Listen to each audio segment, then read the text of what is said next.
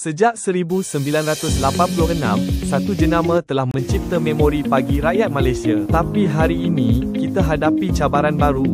Gaya hidup sibuk, pilihan terlalu banyak, kadangkala yang ringkas dan bernutrisi kita lupakan.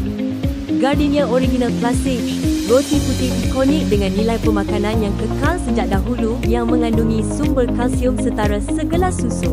Tanpa bahan pengawet, dijamin segar setiap hari. Bukan sekadar roti, Gardenia kini lebih dekat dengan gaya hidup anda.